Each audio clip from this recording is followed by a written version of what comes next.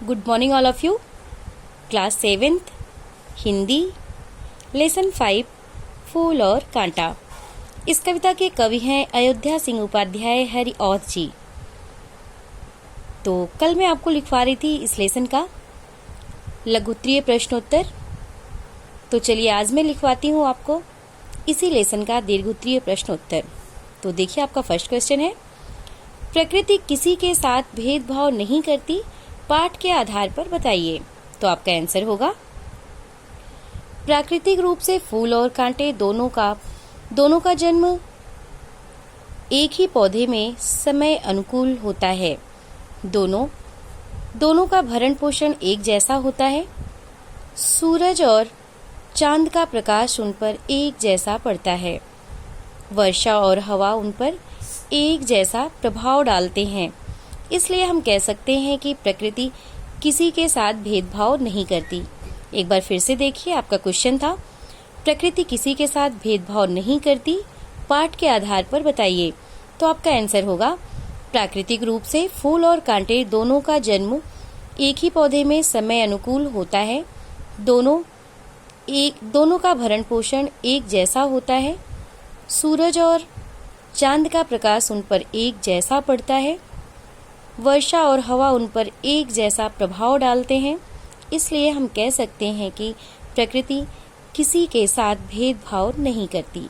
Next question, कविता के आधार पर फूलों का महत्व स्पष्ट कीजिए। तो आपका आंसर होगा फूल आदर्श का प्रतीक है। वह तितलियों और भौरों से प्रेम करता है तथा उन्हें भरपूर रस पीने को देता है। इसका महत्व एवं प्रभाव इतना व्यापक है कि यह पूजा पाठ के काम आता है और देवी देवताओं को चढ़ाया भी जाता है।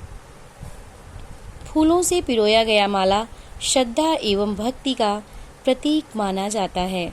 एक बार फिर से देखिए, आपका क्वेश्चन था कविता के आधार पर फूलों का महत्व स्पष्ट कीजिए। तो आपका आंसर होगा फूल आदर्श का प्रतीक है। वह तितलियों और भौरों से प्रेम करता है तथा उन्हें भरपूर रस पीने को देता है। इसका महत्व एवं प्रभाव इतना व्यापक है कि यह पूजा पाठ के काम आता है और देवी देवताओं को चढ़ाया भी जाता है। फूलों से पिरोया गया माला श्रद्धा एवं भक्ति का प्रतीक माना जाता है। नेक्स्ट क्वेश्चन,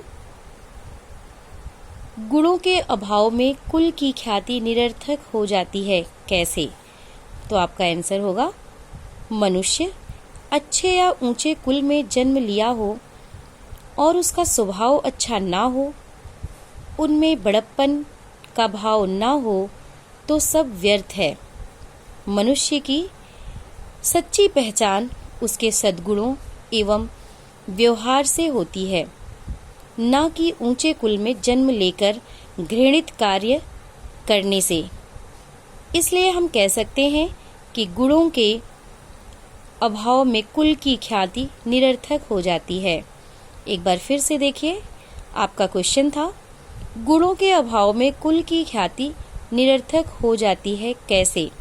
तो आपका आंसर होगा मनुष्य अच्छे या ऊंचे कुल में जन्म लिया हो और उसका स्वभाव अच्छा ना हो, उनमें बड़प्पन का भाव ना हो तो सब व्यर्थ है। मनुष्य की सच्ची पहचान उसके सद्गुणों एवं व्यवहार से होती है, ना कि ऊंचे कुल में जन्म लेकर घृणित कार्य करने से। इसलिए हम कह सकते हैं कि गुणों के अभाव में कुल की ख्याति निरर्थक हो जाती है। तो ये था आपका फूल और कांटा लेसन का दीर्घोत्तरीय प्रश्नोत्तर। तो आज बस इतना ही, आगे कल। आज आपका होमवर्क है ये दीर्घोत्तरीय प्रश्नोत्तर जो मैं आपको लिखवाई हूँ, इसको आप अपनी कॉपी में अच्छी राइटिंग में साफ साफ लिखेंगे और याद भी करेंगे। Thank you.